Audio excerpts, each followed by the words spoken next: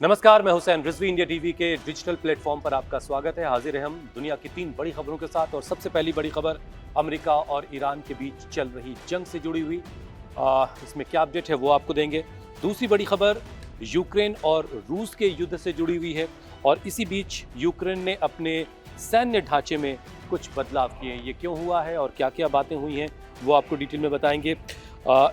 तीसरी बड़ी खबर हमने अफगानिस्तान से ली है। अफगानिस्तान के नूरिस्तान में एक अचानक आई बाढ़ में 23 लोगों की जानें गई हैं, 100 लोग लापता हैं।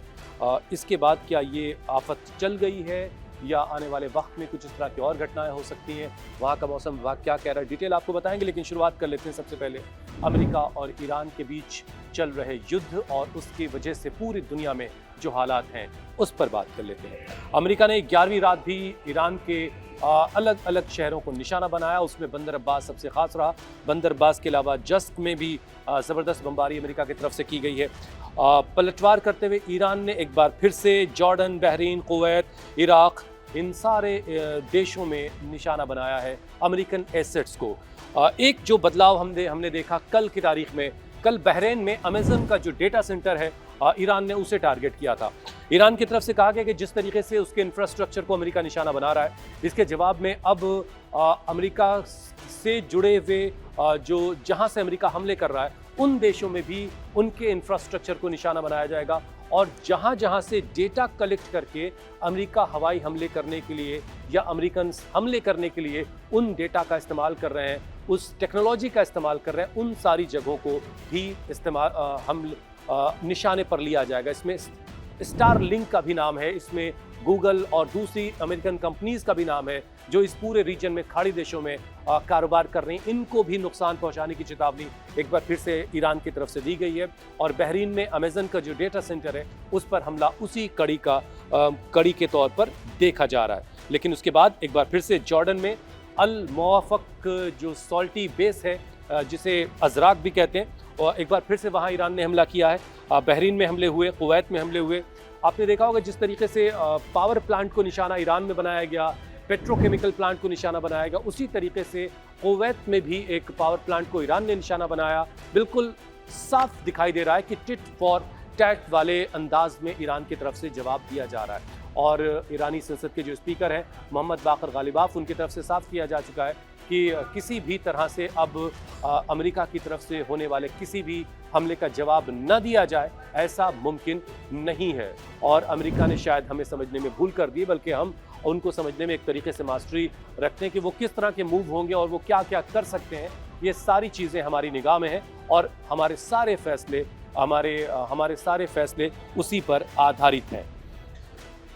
इन हमलों में जो नुकसान हो रहा है उस नुकसान की वजह से मैंने आपको बताया था कल अपने इसी वीडियो में कि किस तरीके से इन सारे देशों में जो अमेरिका के बेसेस हैं, यहाँ पर खड़े हुए जो अमेरिका के फ्यूल रिफिलर प्लेन्स हैं, इसके अलावा दूसरे जो फाइटर जेट्स हैं वो यहाँ से पहले जॉर्डन पहुँचे। अब जॉर्डन से सटा हुआ जो इजराइल का जो हिस्सा है, पूर्वी हिस्सा नेगेव, जहाँ पर नेगेव में जो बेस है वहाँ पर ले जाने की कोशिश हो रही ताकि ईरान की मिसाइलों की रेंज से जितनी दूर हो सके खुद को किया जाए, यही कोशिश है। अब देखिए Oman, Qatar, Bahrain, Kuwait, Syria, Jordan, ये सारे, और इसके अलावा यहाँ इराक में भी लगातार हमले किए गए। एक मुश्किल और खड़ी हुई है, यहाँ हूतीज ने बाबल मंदब को लेकर के अब एक तरीके की चेतावनी जारी कर दी है कि यहाँ से गुजरने वाले जहाज़ों को निशाना बनाया जा सकता है, जिसके बाद कुछ जहाज़ जो हैं वापस भी लौटे हैं। अब देखिए ये पूरा हिस्सा जो है ये सऊदी अरब का है, इस तरफ से गुजरना है तो आपको हॉर्मुज़ से होकर के जाना पड़ेगा, और अगर इधर से जाएंगे, जब इधर की तरफ ब्लॉकेट था तो सऊदी ने अपने सारा ऑयल इधर से निकालने का काम शुरू किया था। लेकिन अगर ये हिस्सा भी बंद होता है तो फिर इस रास्ते से एक काफ़ी लंबा रूट लेकर के अपने शिप्स को सऊदी को निकालना पड़ेगा। मतलब एक नई मुश्किल बाबल मंदब में खड़ी होती दिखाई दे रही है। तो ये इस रीजन का जो पूरा मसला है वो अभी लगातार बना हुआ है, लेकिन इसकी वजह से पूरी दुनिया में उथल पुथल मची हुई है। क्रूड ऑयल की कीमतें लगातार बढ़ती जा रही हैं, $90 पर बैरल को पार कर चुकी हैं क्रूड ऑयल की कीमतें। बहुत सारे देशों ने में अपने नागरिकों के लिए इन तमाम देशों में ट्रैवल को लेकर के एडवाइजरी जारी कर रखी है। लेकिन एक और चीज़ हुई है जो आपके लिए जानना बड़ा ज़रूरी है। सीनेट एप्रोप्रिएशंस कमेटी हियरिंग में पीट हेग्सेथ की पेशी हुई। अब जाहिर है उसमें बहुत सारी बातें हुई, लेकिन उसमें हालात जो है काफ़ी गर्मा गर्म हो गए जब सीनेटर हैं मिशिगन के गैरी पीटर्स, उन्होंने हेग्सेथ को एक फेल्ड लीडर कह दिया। अब उसके बाद जाहिर सी बात है बहुत सारी बातें हुई। गाजा और ईरान में मारे गए बच्चों को लेकर के भी बहुत तीखे सवालों का सामना हेग्सेथ को करना पड़ा। अब जाहिर है इसके बाद हेग्सेथ को अपनी सफाई में कुछ तो कहना, तो उन्होंने कहा कि भाई हमने हमले जानबूझ कर नहीं किए। मिनाब वाली बात आपको याद होगी, 165 से ज़्यादा बच्चों की जाने गई थी मिनाब में, और पहले दिन उस स्कूल पर हमला हुआ था जिसमें इतने सारे बच्चों की एक साथ जाने गई थी। इन तमाम सवालों का भी सामना पीट हेग्सेथ को सीनेट की इस कमेटी के सामने करना पड़ा। बहरहाल इसके अलावा उन्होंने जो अपनी बातें वहाँ पर रखी हैं उसमें अतिरिक्त एक्स्ट्रा फंड की मांग रखी है। $37 बिलियन से ज्यादा का खर्च, करीब $38 बिलियन से ज्यादा का खर्च इस इलाके की जंग पर अमेरिका अब तक खर्च कर चुका है, और $90 बिलियन की मांग पीट हेग्सेथ की तरफ से कमेटी के सामने रखी गई है। ये सारी चीजें हो रही हैं। इस बीच डोनाल्ड ट्रंप ने कहा है कि ईरान को परमाणु हथियार रखने की इजाजत नहीं दी जा सकती। ये वो बयान है जो बार बार अमेरिका और इजराइल की तरफ से दिया जाता है, जबकि ईरान शुरू से अब तक इसी बात पर कायम है कि वो परमाणु हथियार नहीं बना रहा है। जब पहले 28 फरवरी 2026 में पहले दिन हमला हुआ, उससे पहले जो टॉक्स चल रही थी जिसमें ओमान के विदेश मंत्री शामिल थे और कतर के लोग शामिल थे, उसमें भी ये सारी चीज़ें उसी तरीके से चल रही थी कि परमाणु हथियार ईरान नहीं बना रहा है। बहरहाल अभी का जो MOU साइन हुआ था, जो बाद में टूट गया, उसमें भी ये बात बिल्कुल क्लियर थी, लेकिन फिर एक बार से ट्रंप की तरफ से दोहराया गया कि ईरान को जो है वो परमाणु हथियार हासिल नहीं करने देंगे, और अगर ज़रूरत पड़ी तो सैन्य कार्रवाई जारी रहेगी, जो सैन्य कार्रवाई जारी है। अब इसके जवाब में ईरान की तरफ से कहा गया है कि अगर अमेरिका की तरफ से हमले होते रहेंगे तो ईरान भी पलटवार लगातार करता रहेगा, और इन सारे इलाकों में जितने भी अमेरिका के हितों से जुड़ी हुई चीज़ें हैं वो ईरान के वैध निशाने रहेंगे, लीगल टारगेट्स उसके होंगे। इस बीच मार्को रूबियो जो अमेरिका के विदेश मंत्री हैं, वो आसियान की बैठक में हिस्सा ले रहे हैं। उन्होंने इससे पहले भी एक बात कही थी कि हॉर्मूज को खुलवाने के लिए पूरी दुनिया के देशों को आगे आना चाहिए। एक बार फिर से उन्होंने ये बात दोहराई आसियान देशों के सामने, और एक बात और कही कि ईरान जो है बातचीत के लिए गंभीर नहीं है।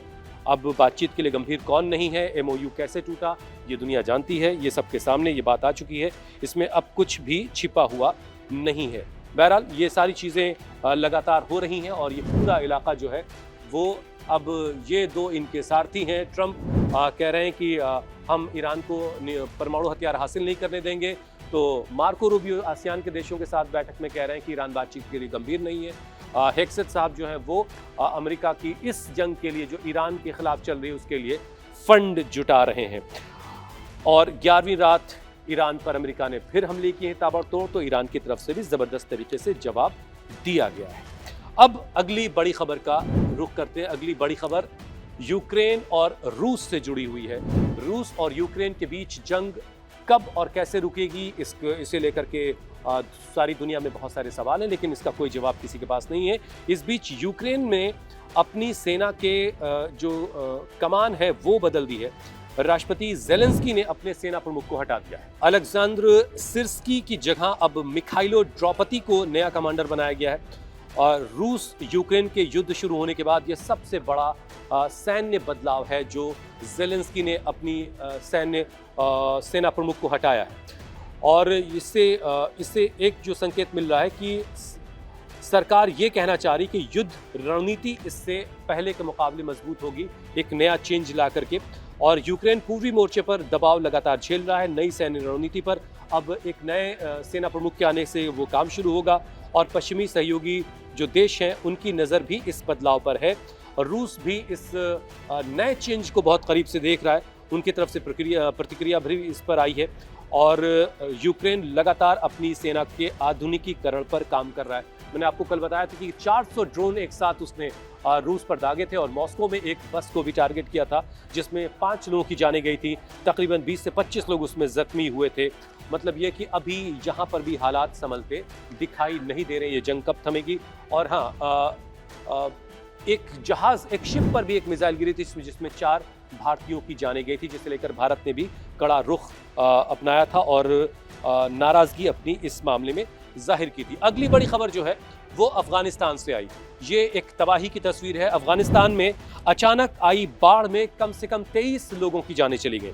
100 से ज्यादा लोग लापता हो गए, 80 से ज्यादा लोग जख्मी हैं और इन्हीं मलबों में अभी लापता लोगों की तलाशें की जा रही हैं। जो पानी के साथ बह गए हैं लोग, उनको आगे की तरफ जाकर के तलाश किया जा रहा है। ये जो पूरा हिस्सा है अफगानिस्तान के नूरिस्तान प्रांत का, जो नूरिस्तान प्रांत की राजधानी है पारून, उसके आसपास का ये पूरा इलाका है जहां पर ये अचानक बाढ़ आई और ये त्रासदी हुई है। लगातार मूसलाधार बारिश और अचानक बाढ़ की वजह से बहुत सारे मकान तबाह हो गए, बहुत सारे घर जो है आप देख रहे हैं इन तस्वीरों में, तबाही का जो मंजर है ऐसे ही आसपास के पूरे इलाके में है। जाहिर है कई गांव से इस पूरे इलाके का संपर्क कट चुका है। बचाव दल लगातार राहत और बचाव के काम में लगे हुए हैं, लेकिन अभी 10 प्रांतों के लिए फ्लैश फ्लड, भारी बारिश, आंधी तूफान का अलर्ट भी जारी किया गया है। संयुक्त राष्ट्र की तरफ से कहा गया है कि प्रभावित परिवारों को खाने पीना और जो कैंप्स है और मेडिकल एड की फौरन जरूरत है। भारत की तरफ से भी राहत का सामान अफगानिस्तान के इस आपदा के दौर में भेजा गया है ताकि बाढ़ प्रभावित लोगों की मदद की जा सके। अफगानिस्तान हमारा मित्र देश है और हम हमेशा से उसको हर तरह की मदद करते आए हैं और इस वक्त, जब ऐसे वक्त में जब वो मुश्किल दौर से गुजर रहा है, तो जाहिर है यहाँ भी हिंदुस्तान की तरफ से मदद भेजी गई है। तो ये 3 बड़ी खबरें हमने आपके लिए चुनी थी। इसके अलावा आप दुनिया भर की और कौन सी खबरें देखना चाहते हैं मुझे ज़रूर बताइएगा। ये वीडियो आपको कैसा लगा ये भी ज़रूर बताइएगा। बहुत बहुत शुक्रिया।